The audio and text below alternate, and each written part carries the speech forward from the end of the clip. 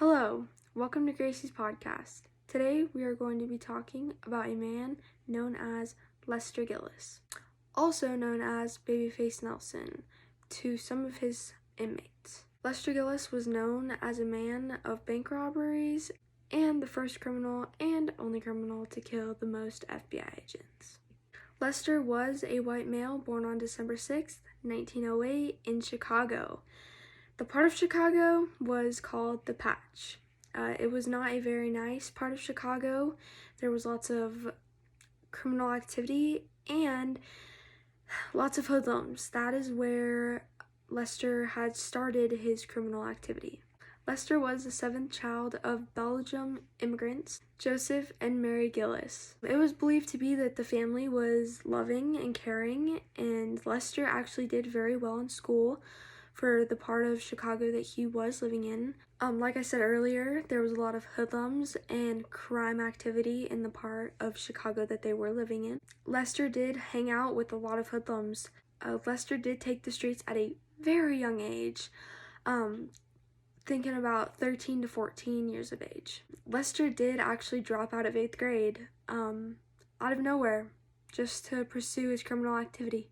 Also, around the age of 13 to 14, he already had a record of being a car thief, running stills, and bootlegging. Lester was arrested around the age 13 to 14 because he was involved in a car theft robbery. He then was arrested again in 1922 on a similar charge. That then made his sentence to 18 months in jail.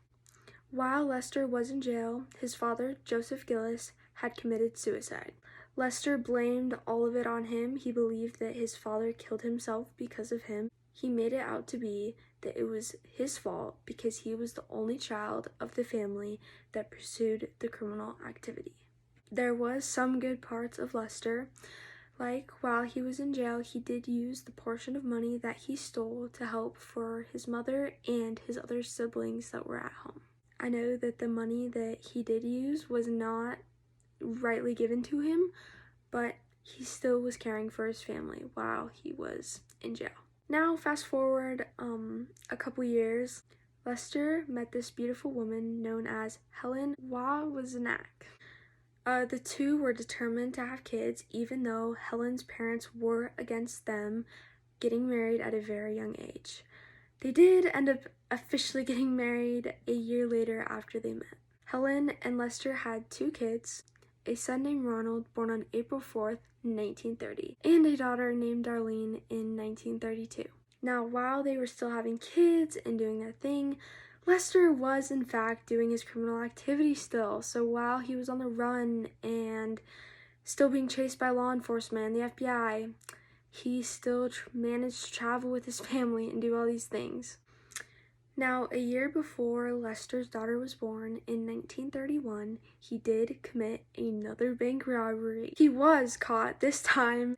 This time, he was being sentenced to a year to life in prison. Now, as the prison terms started to add up, Lester's plan of freedom and escaping the prison went up as well. Now, in sources that I have found in Nelson's journal, it does explain that Nelson and his wife Helen did have conversations before he did a trial, which the trial was February 17th, 1932. With all the talking of Lester and his wife Helen, it is believed to be that Helen was part of Lester's escape. Now, after the trial had took place, he was in fact with guards and they had to go to a train station to wait for Nelson's ride to come get him to take him back to the prison. But the car that was going to pick up Lester had actually left earlier than planned, so they had to order a cab to come get Lester and the guards as well. Now, when the cab had gotten to get him, everything seemed fine. Lester was fine. The guards did not suspect anything. But little did they know that right when they got to the destination that they were supposed to get, Lester had brought out a gun from underneath wherever he was hiding it and had pointed it to one of the guards' heads and had said, "Get out of the car or I will shoot you." and so the cab driver and the guards proceeded to exit the car and respect Lester's wishes. Lester then drove off with the cab and was then on the run for a very long time. Now, back to when I said that Helen and Lester were believed to be talking while he was serving his prison term. It is a theory that Helen had actually planted the gun at the train station because they had talked before the trial and Lester had told Helen where he was going to be. I don't think he knew what time, he just knew to put it in to the bathroom, and Lester had asked to go to the bathroom, and when he got there, he got the gun, hid it, and he waited for the time to escape from the guards. And then he used the gun on the guards to escape. Now the fun begins with where Lester is hiding and how the FBI and law enforcement literally did not find him for years on end. So after Lester had stole the car, he did end up coming to Reno, Nevada, where he did meet his partner in crime, John Paul Chase.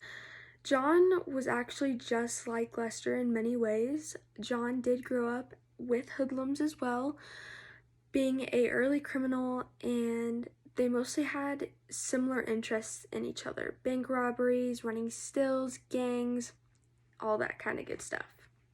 Now, John and Lester did work together for a very long time. They were able to work a underground train truck system where they would pass liquor on to people, and I don't know how to, it's kind of confusing because the way that they did it, it was all underground, so nobody found out about it.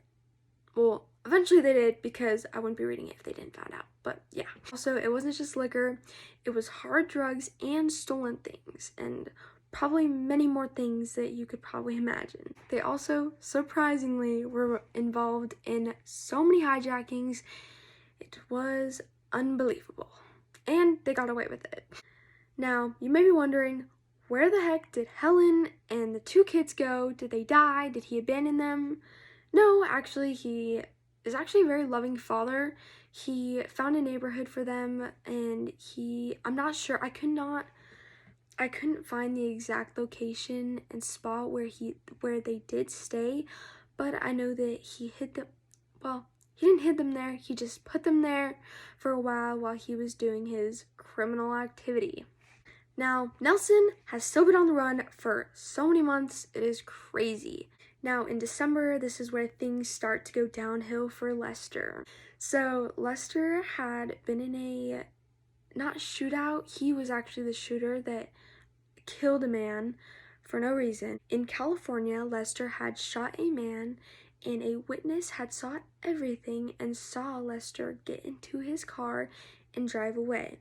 The witness did report the license plate and the car, and it was identified as Lester.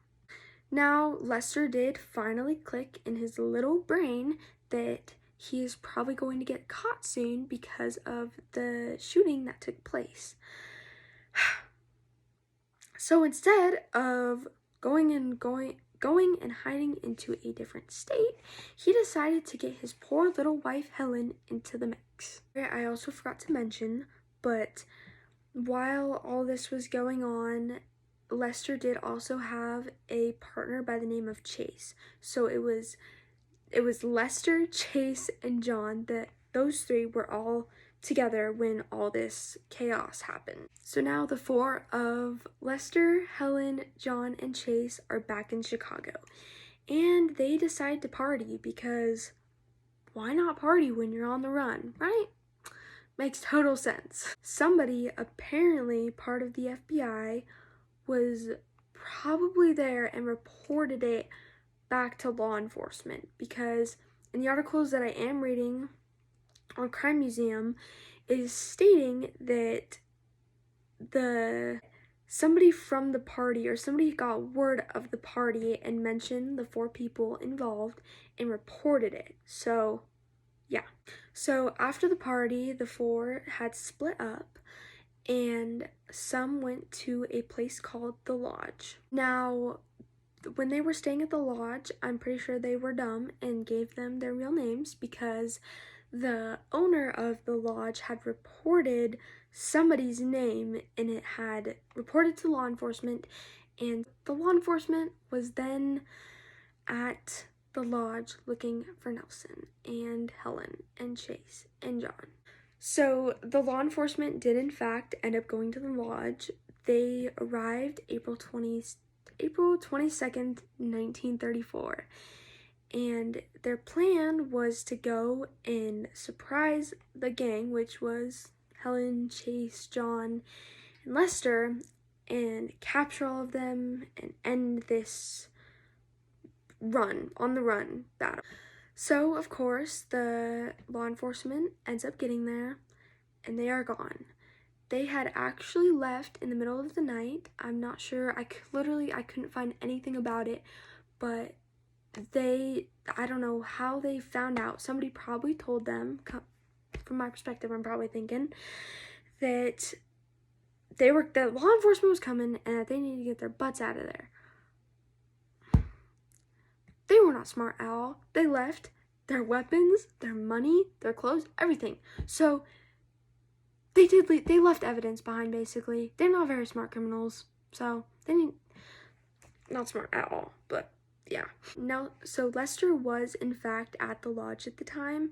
He had escaped to a nearby neighborhood and had managed to capture 7 hostages and stay there so the FBI wouldn't get him. But it didn't work out very well for him.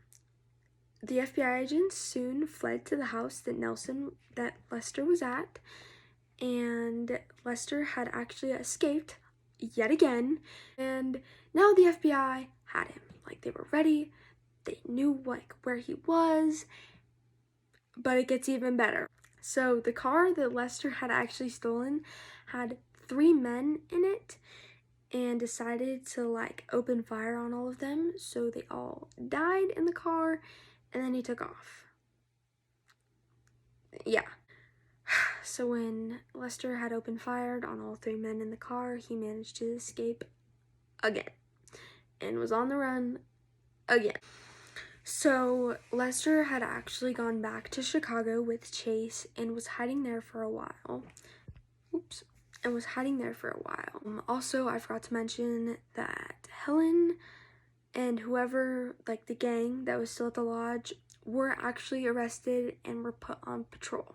So Lester was not a very nice husband for leaving his woman behind, but that man's got some issues, so yeah.